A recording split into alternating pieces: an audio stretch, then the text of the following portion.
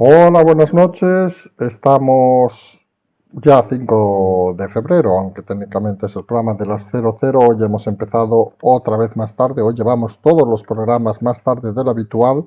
Se suceden las informaciones y a veces hacer el análisis de tanta información pues lleva su tiempo. No se piensen que estos programas se hacen en 15 minutos, ni en 20 minutos, ni en media hora. Son muchas horas de análisis y muchas horas de ver la información y de intentar trasladar la que consideramos más interesante cada día. Un esfuerzo al que agradecemos que estén aquí pendientes todos los oyentes. Hoy vamos a centrarnos en 4 titulares. El principal, vamos a hablar de una cosa de esas que nos gusta hacer aquí en los análisis. Es de lo que no hablan en general los medios y lo que a veces hay que vislumbrar de las informaciones que aparecen. Fíjense, estamos hablando de que empieza a bajar los índices en la pandemia, incluso se empieza ya a hablar de que se puede volver a abrir una parte, digamos, de la economía del país. Y claro, una vez pase esto, una semana, 2 semanas, vamos a ver si este pico que parece, según dicen, que ya ha llegado al máximo y que está en descenso, vuelve a bajar. Habrá que considerar algunas cosas. La principal, hay comunidades que han pasado este pico con la hostelería abierta. Ya hay comunidades que la tenían cerrada a cal y canto. Las que lo han pasado con la hostelería abierta, el caso más claro obviamente en Madrid, pues parece que lo han pasado con nota. Quizá alguna comunidad se ha excedido, quizá alguna comunidad no ha hecho bien su trabajo. Ese va a ser nuestro primer tema en un día de reflexión. Segundo tema, nos vamos a ir a las elecciones catalanas. Se acerca el día 14, todavía faltan días, pero cada vez aparecen más temas, más novedades y un poco más de informaciones, digamos, que confirman que van a ser unas elecciones convulsas. Ya veremos a las 9 de la mañana o a las 9:30 de la mañana si se van a producir por esta falta masiva de personal de las mesas y vamos a ver cómo se desarrolla. Tercer tema que vamos a hablar esta noche, de la guerra de los YouTube, que cada vez hay una cosa que nos parece más clara. Siempre hemos dicho que ha sido una guerra que se inició en principio contra algunos medios, pero donde los medios de comunicación tradicionales se han vuelto como paradigma del gobierno, se han convertido en los grandes defensores del gobierno y no hay día sí, día no, que se sucedan artículos, incluso en las noticias de esta noche de Antena 3 de Vallés, han criticado a los youtubers poniéndolos a todos en el mismo saco. Creemos algunos que hay una doble estrategia en este caso. Por un lado, algunos defendiendo las órdenes del gobierno de que estos niñatos hay que pararlos, y por otro, algunos medios viendo de que su reinado está en peligro. No en vano, las audiencias de muchos de estos youtubers son millonarias al lado de las televisiones y al final recuerden, las publicidades van donde hay audiencia, no donde dicen que hay audiencia. Y por último, un poco enlazando con el primer tema, iremos al tema de la sanidad, centrándonos en las incongruencias nuevamente del gobierno. Recuerdan, ayer, antes de ayer, que la vacuna AstraZeneca sería a gente mayor de 80 años, hoy ya están bajando a 65. A este paso, la política informativa y comunicativa del licenciado Simón se estrella con otra nueva mentira. Algunos creemos que su destino debería haber sido quedarse haciendo surf en Portugal y seguramente más de una familia lo habría agradecido y más de un ataúd no habría tenido nombre. Empezamos ya por el tema de la hostelería que hemos contado al principio. Ahora que está empezando a decaer, parece que ya hemos superado el pico en algunas comunidades, queda claro que aquellas comunidades que no apostaron por cerrar todo, el caso más claro, el Madrid de Ayuso, pues no diremos la palabra han triunfado, pero está claro que su decisión no solo ha mantenido los niveles sanitarios, gran argumento de los que las criticaban, sino que ha mantenido abierto la hostelería. O sea, no ha matado a esa industria tan importante. Y hablamos de hostelería por no centrarnos en otros temas, por decir el más representativo. Mientras otras comunidades o han cerrado parcialmente, caso de Cataluña, hasta las 3:30, solo se podía abrir, por ejemplo, al mediodía y no a la noche, o otras que han cerrado totalmente la hostelería y están dando iguales o incluso en algún caso peores resultados que Madrid. Y eso solo puede tener una explicación. o una doble explicación. Fracaso de gestión, incapacidad y miedo a no saber qué hacer. Porque al final uno debe analizar las cosas con claridad. Si hay 17 comunidades y alguna ha abierto, entre comillas, con una tranquilidad superior a otras y ha mantenido sus números y sus cifras, siendo aparte la más poblada, parece extraño que otras hayan tenido que cerrar totalmente y encima hayan dado peores resultados. Eso solo parece confirmar una cosa, que las medidas de cierre total de la hostelería no parecían producentes. Y eso esperamos que cuando se empiecen a repetir las demandas contra administraciones centrales y autonómicas sea un buen argumento.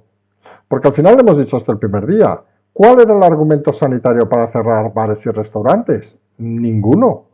Nadie lo ha dicho, porque parece sobre todo en las grandes ciudades que era un poco ridículo, o es un poco ridículo, hablamos del caso de Barcelona, por decir la antonomasia, de que se cierren a las 4:30 los bares y restaurantes. Imagínense, 2, 3, 4 personas en una mesa con una distancia que ya es obligatoria a 2, 3 metros y se mantengan, por ejemplo, abiertos los servicios públicos como el metro o los autobuses. ¿Qué pasa? ¿Que solo hay sanidad para los que van a comer a los restaurantes? ¿Que la gente que va en transporte público no tiene derechos? ¿Que no se infecta, que el COVID no quiere entrar en el metro o en el autobús y solo quiere entrar a los restaurantes? Una gran incongruencia que confirma al final lo que alguna vez hemos dicho. La sanidad es complicada de gestionar, pero sobre todo que la economía iba a matar más gente que la pandemia. Y eso es algo que estamos viendo notoriamente, porque claro, a las cifras de muertos de comunidades como Madrid o Cataluña, por hacer una comparativa, en el caso catalán deberemos sumar los muertos ocasionados por el desastre económico. Y no muertos en el sentido estricto de cadáveres, que también habrá, porque el número de suicidios es una de esas estadísticas que en estas situaciones se acostumbra a ocultar, sino sobre todo también por el número de cadáveres económicos. Porque aunque alguna ministra dijera hace unos días que en Semana Santa esto se iba a resucitar, ahora ya dice Calviño que espera que en verano, otros ya hablan en septiembre, algunos creemos que esto va para largo. Lo que está claro que esta situación, que en algunos países de Europa ya están saliendo, vamos a decirlo así de claro, en España sigue fracasando por un modelo nefasto de gestión. Ni hubo en la primera fase, digamos, un gobierno suficientemente capacitado y se ha demostrado que en esta tercera fase las comunidades en muchos casos son perfectamente incompetentes. Al final los políticos de uno y otro lado son aquellos amigos de amigos que han encontrado en la política la forma de vivir y que seamos sinceros, cuando no pasaba nada, pues mire, se les podía aguantar. Cuando han tenido un problema han demostrado que son perfectos incompetentes. Y eso nos lleva a las primeras elecciones, sin contar las gallegas y vascas de hace unos meses, donde ya afrontamos con una situación psicológica, incluso diríamos de país, diferente. De aquellas, recuerden que todavía se hablaba de aquellos aplausos en los balcones y toda aquella parafernalia, pero ahora la situación parece que cada vez está más caliente. Y vienen las elecciones del 14 de febrero, con candidatos diversos, recordemos entre ellos el ministro, exministro Salvador Illa, responsable directo e indirecto de más de 120.000 muertos, que pasean como si no hubiera pasado nada y que está satisfecho de su trabajo. Y llegamos a unas elecciones que lo hemos dicho, que van a ser un referente mucho mayor de lo que piensa la gente. Y van a ser un referente si se acaban haciendo, porque tenemos ya datos que 1 de cada 4 miembros de las mesas electorales ha pedido no ir a las mesas.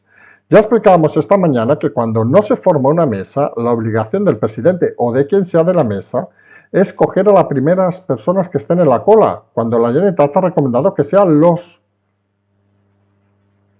potenciales, las personas con más riesgo, vamos a decirlo así de alguna manera, aquellos que tienen problemas respiratorios, etcétera. Con lo cual sería extraño que esas personas con más riesgo acabaran en las mesas electorales.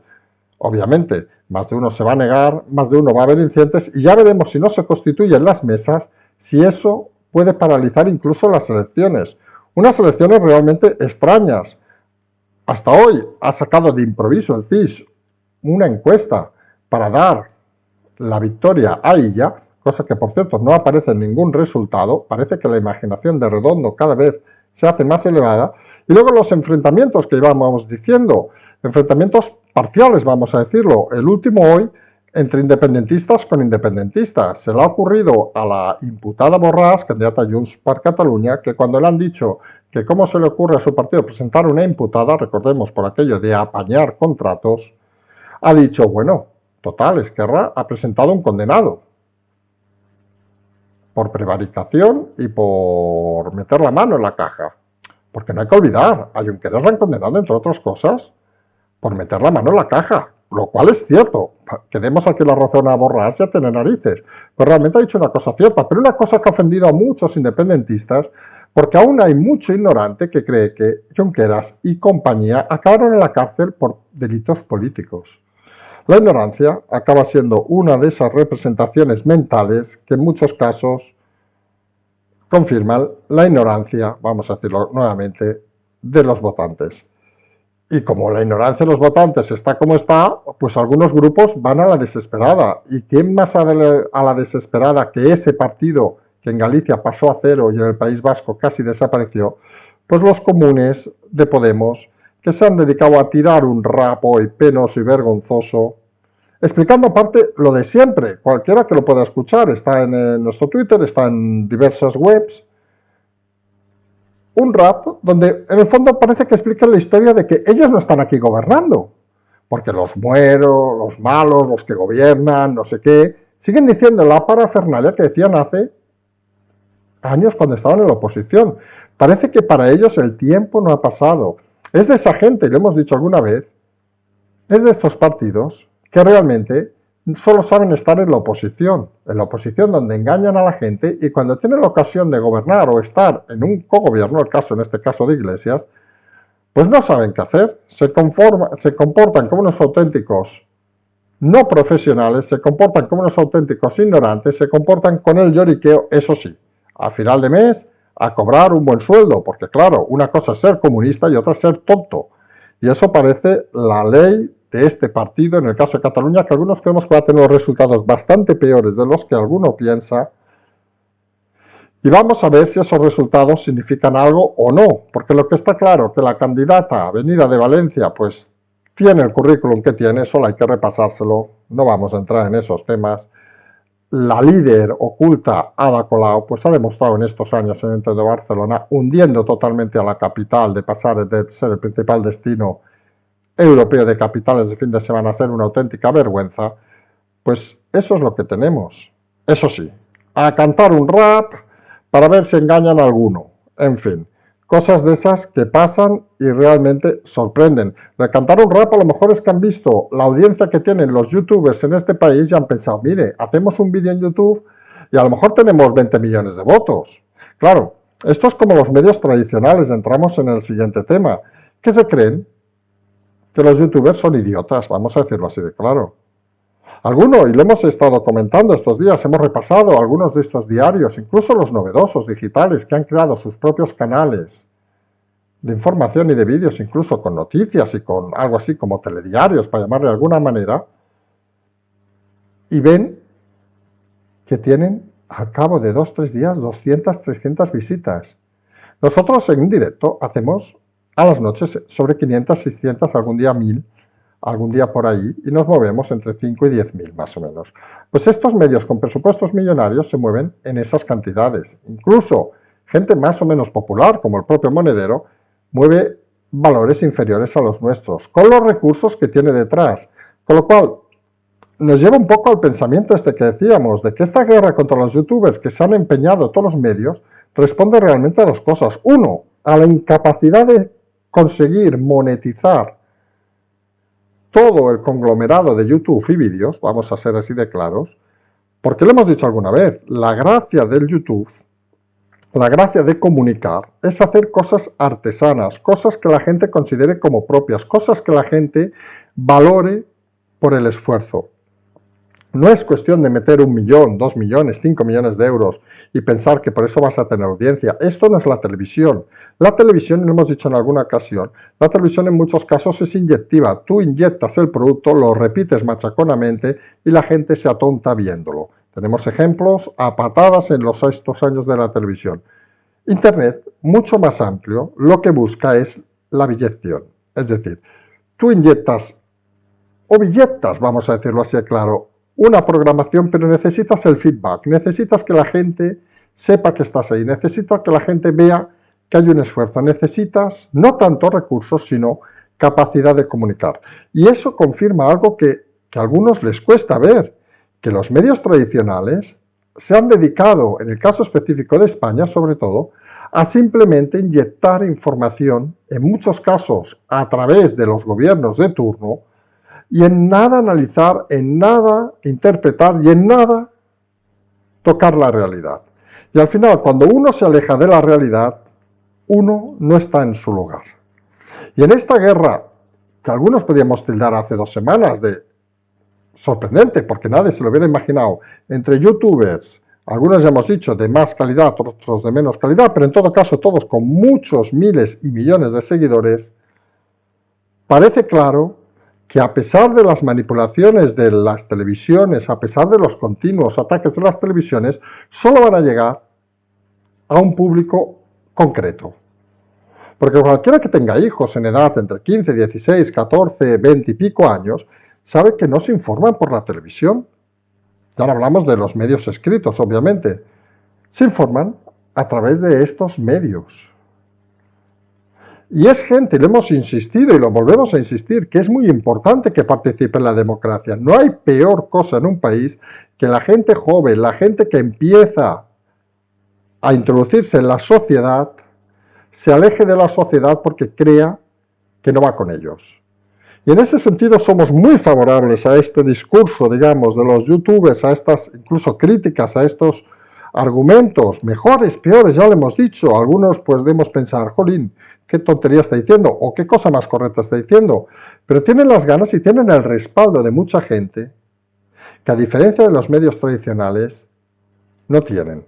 Porque los medios tradicionales sobreviven no por la gente, sobreviven muchas ocasiones por la publicidad institucional y por las ganas de un gobierno de mantenerlos vivos.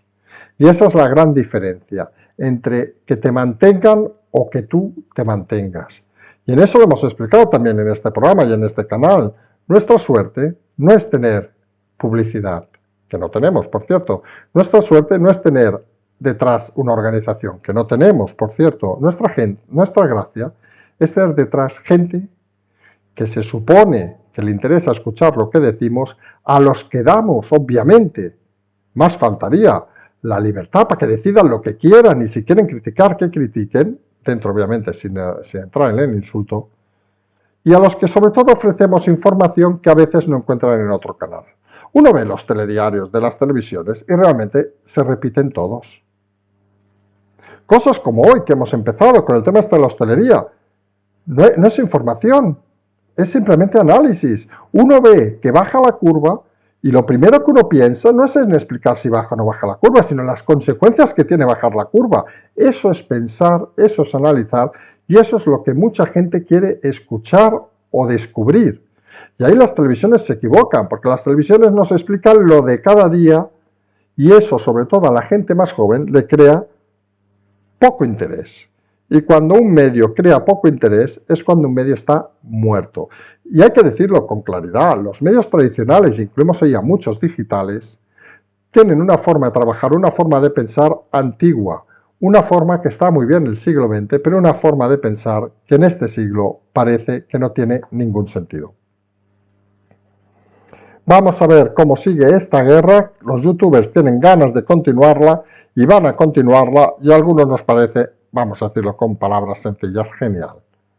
Creemos que está bien que se organice algún colectivo y que algún colectivo con fuerza y con gente detrás pueda al menos explicar historias para que la gente acabe decidiendo. Está claro que la gente joven decide, veremos si ese mensaje cala en gente más mayor Y esto se complica más para el gobierno y obviamente para los medios de comunicación que para mí, sorprendentemente, se han puesto descaradamente a favor del gobierno en un ejercicio de estupidez y en un ejercicio sobre todo de irracionalidad. Hombre, está bien que reciban dinero público, uno puede pensar, pero que te prostituyas hasta ese nivel, quiere decir que las cosas no deben ir realmente nada bien. Y entramos en otro punto, el tema de la sanidad que hemos explicado al principio. La bajada del pico parece que se empieza a iniciar, pero nos vamos a centrar en un tema más puntual, las incongruencias, algo que ya hemos explicado, que vamos a explicar, no solo el número de muertos, el número de todo. Es decir, de las mascarillas, ¿se acuerdan que si unas sí, unas no, etcétera, etcétera? Ahora el nuevo tema es las vacunas. Hace un par de días la vacuna AstraZeneca no, se prohibirá para los mayores de 80. Hoy han bajado a 65. Es sorprendente. Es decir, algo que ya se hacía en Europa, aquí parece que se han dado cuenta al cabo de unos días. Nos da la sensación a veces que Simón vive en los años 60. Los que tengan alguna edad se acordarán que las cosas pasaban en Europa y llegaban al cabo de una semana a España. Pues Simón parece ese modelo. Parece aquel... Creo que se llamaba Pepe Vente a Alemania, no me acuerdo. Parece el típico señor que se iba a Alemania y venía y decía, miren, me he traído un Mercedes y mire qué listo soy. Pues eso parece Simón. En el sentido claro y clarividente de que explica las cosas una semana o 2 semanas más tarde que la gente las sepa. Pues claro, Simón parece ignorar, no sabemos si por su estancia en África furtiva o otras cosas, parece ignorar que hay una cosa que se llama medios de comunicación digitales. Es decir, si una noticia se produce en Polonia, pues a los 10 segundos puede estar aquí. Esto no es como en las guerras romanas, que murió un emperador y a los 2 años nos enterábamos. No, Simón, empieza a estar un poco... Olvídate un poco del surf, que sí, que es una ola, que subes, bajas y todas esas cosas, pero intenta vivir en el siglo que vives. Está muy bien que tú te hayan colocado la familia, como los patricios y todas esas historias, pero quizás es importante olvidarte de eso porque estás en un cargo público y transmites información pública. Y en ese sentido has de ser consecuente con lo que hay. Y lo que no vale, Simón, es que un día expliques A, al día siguiente expliques B y al día siguiente expliques C. Porque eso lo estás repitiendo así desde el principio de los tiempos. Y algunos te lo hemos criticado desde el primer minuto, otros parece que caen ahora del árbol. Porque la realidad es que cuando las cosas se ponen difíciles, y vamos ya a concluir, cuando las cosas se ponen difíciles, hay gente muy especialista en saltar de los barcos. Algunos les llaman ratas, vamos a decirlo así. Otros les llamamos impresentables, y tenemos un ejemplo, y vamos a citar un nombre como Total. Si esto fuera una televisión, saben que no podríamos decirlo, pero estamos hablando, por ejemplo, de Ana Botín, presidenta del Santander, halagando día sí, día no al presidente Sánchez, yéndose a comer, a desayunar con él, cuando había miles de muertos, le importaba bien poco, y ahora que según parece van a empezar las morosidades de los ICOs y va a tener problemas para mantener su sillón que construyó su familia, no ella, porque si fuera por ella seguramente estaría en una mercería, vamos a decirlo así de claro y con todo respeto para las señoras de las mercerías, o señores, porque vamos a hacerlo así de claros, pues esa señora ahora empieza a decir que hay que ayudar a las empresas. Quizá lo que está diciendo entre líneas esa señora es, den dinero a las empresas para que me paguen a mí. Y ese discurso de rata saltando un barco, hombre, no sé cómo lo verán en la Moncloa, bueno, sí que lo sabemos cómo lo ven en la Moncloa, pero la gente ciudadana normal, lo que deberíamos analizar es por qué hay personajes tan vomitivos como Ana Botín, que simplemente se dedica a juntarse al poder para mantener su estatus económico. Y eso hay que decirlo así con claridad. Y algunos tenemos la suerte, y lo hemos dicho en alguna ocasión, que podemos hablar de quien sea, de un político, de un empresario, de quien sea, porque no tenemos manías ni tenemos ningún embaje que nos pare. Y las cosas son muy claras. Esto no lo van a ver en ningún medio de comunicación. Esto no lo van a ver en ningún diario, no lo van a ver en ningún digital, porque ellos, lo mismo que hace Ana Botín, lo hacen ellos, se enganchan al poder económico no para informar, sino para sobrevivir y seguir cobrando a final de mes. Y eso algunos llamamos prostitución de la información. las ratas saltan, la formación se prostituye y este país sigue yendo cara al abismo. Las cosas están como están, como siempre decimos, compartan este vídeo, den likes, que nos dicen que es muy importante. Si acaban el programa ahora, entren un momentito y le dan un like, que no cuesta nada, hagan comentarios, que también es importante. Como no, les emplazamos también a que si quieren colaborar, a que no tengamos que depender, que no vamos a depender nunca, obviamente, porque no va a tener ningún interés Ana Botín en que alguien le explique las verdades. Si quieren en el Patreon, en la transferencia, en el YouTube, para intentar colaborar con este programa, nosotros vamos a seguir como cada día, nos vamos a emplazar a mañana por la mañana y como siempre decimos, seguimos.